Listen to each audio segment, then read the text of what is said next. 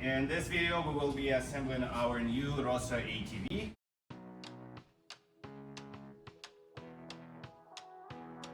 And to start off, just like usual, we'll start by removing the box.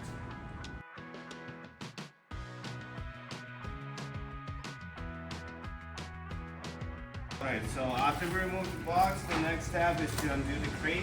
The crate is attached in the corner, so on top from the right side, so you will have 1, 2, and 3 10mm bolts.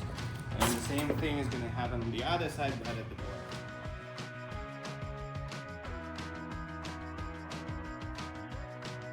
So once we have access to all the parts, you will be able to find. So first of all, there are 2 bumper brackets in the back. We can take them out and put aside for now. We can also remove all the plastic from the quad, so we can easier access the mount and all the brackets. Then remove this one. There's also a box with miscellaneous parts and closure. Put that aside as well.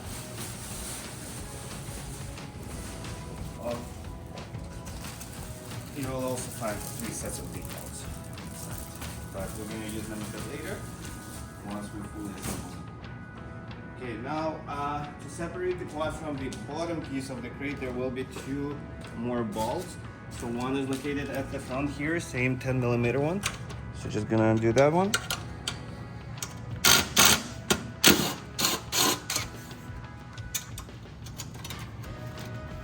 So that frees up the front. And then there is 1 bolt in the back that is holding the rear axle here. So we're just gonna undo this one as well.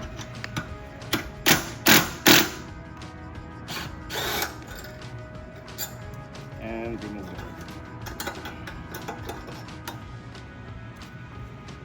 Once that's done, watch me free to move.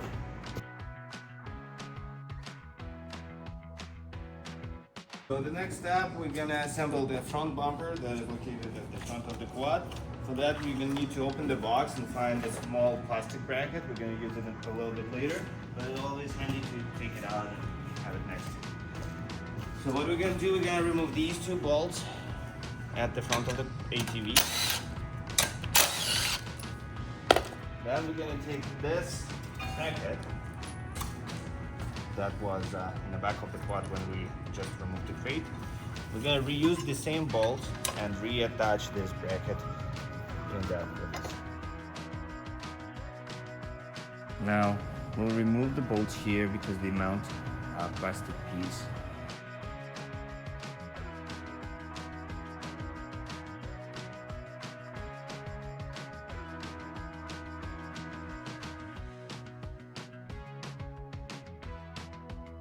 Alright, so once we install the front bumper, we're going to install the rear bumper. Again, that's the second piece that you could find in the crate when we just removed it. The rear bumper is being pretty much installed into those spots. So we're going to have 4 10mm bolts, 2 on each side. Just undo those.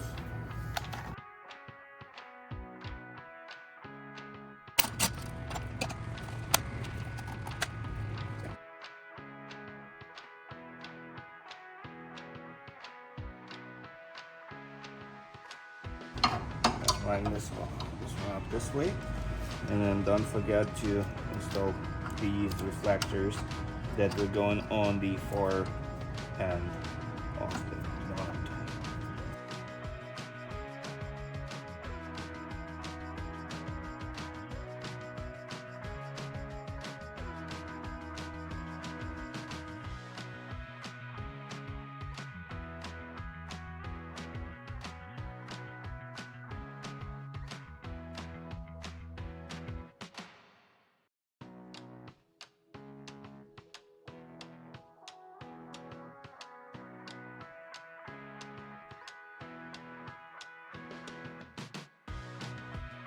So while we're at the rear side of the ATV, we might as well just finish installing the reflectors.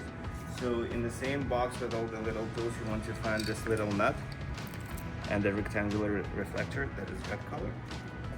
This one will go just behind the bumper that we just installed. So it will go in here. We're just gonna line up the hole, attach it with the nut on the back of it, And that should be it with the other side of the ATV. Okay, now we're gonna move to the front. We pretty much just left to install our handlebar. Again, we're gonna refer to this toolkit that came with the quad, and we will be able to find 2 brackets with a black color. They look like these 2. And then we will need 4 balls, 2 for each of them. Okay, so once we took the brackets and assigned bolts for them, we're going to take our steering board, remove the plastic, and pretty much it's just going to line up with these mount here. So in the beginning it doesn't really matter how straight it is, you can just lay it down and make sure you center it and lay it flat so there are no gaps. We want it to be flush over there. So once it's flush, we can assemble the bracket and just feed the bolts into the holes just so it holds in place.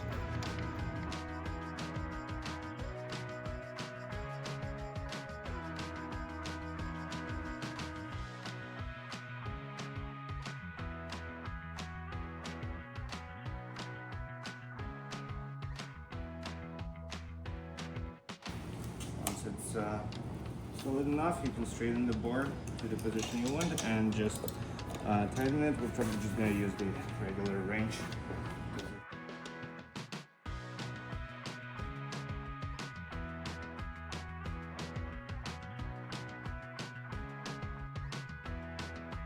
There is a little lever on the bottom. I'll show it to you here. So this is pretty much the lever that's holding your seat. If you pull it, the seat will pop open. You can remove the plastic, and this is also if, just in case you need to access the controller or anything. Everything is right here. Just gonna make sure we slide it back into the right position. It clicks, seat holds, and good to go.